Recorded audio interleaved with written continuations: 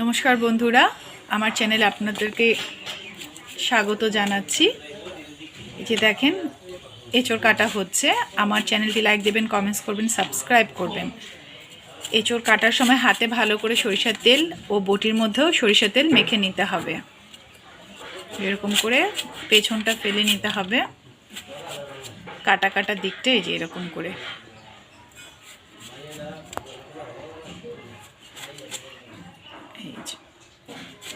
হয়ে গেছে মোটামুটি এঁচড় কাটা।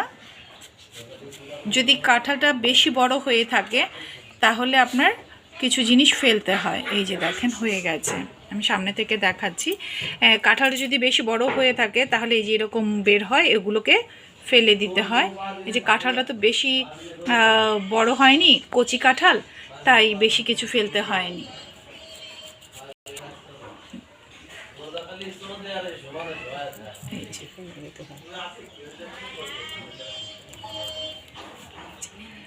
কাঁঠালটা বেশি বাড়তি হলে এরকমভাবে বিচির পেছনের অংশটা ফেলে দিতে হবে।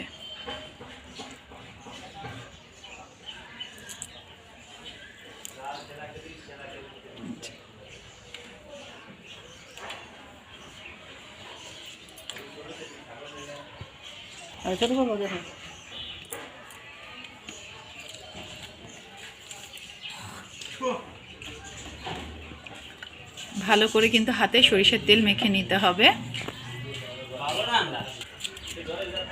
ভালো করে এই যে পেছনের এইগুলোকে ফেলে এরকম করে কাটতে হবে। এই যে এরকম করে ফেলতে হবে, যে দেখিয়ে দিচ্ছে। একদম কড়া তো, তার জন্য বেশি কিছু ফেলার নেই। আপনারা এটাকে অনেকে এই ইঁচড়ের তরকারিটা আমরা আজকে চিংড়ি মাছ দিয়ে রান্না করব। অনেকে খাসির মাংস দিয়েও খায়, অনেকে অনেক রকমভাবেই খায়, অনেকে নিরামিষ খায়, কিন্তু আজকে আমরা চিংড়ি মাছ দিয়ে রান্না করব। দিদিভাই আবার টিস্যু দিয়ে মুছে নিচ্ছে আঠাগুলোকে। অনেক আঠা।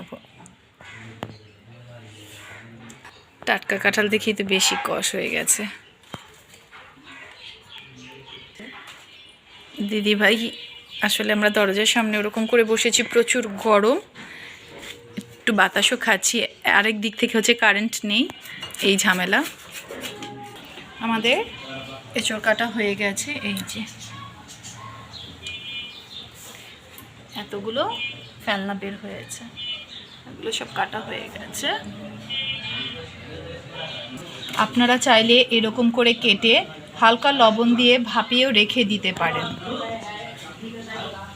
এই যে চিংড়ি মাছ নিয়ে আসে, এঁচড় দিয়ে রান্না হবে আজকে। ওই এঁচড় কেটে নিচ্ছি, দিদিভাই মাছ কেটে নিচ্ছে। এখান দিয়ে ওরা জল নিতে আসছে। হ্যালো করে দাও। এই যে দিদিভাইয়ের হাঁস মুরগি,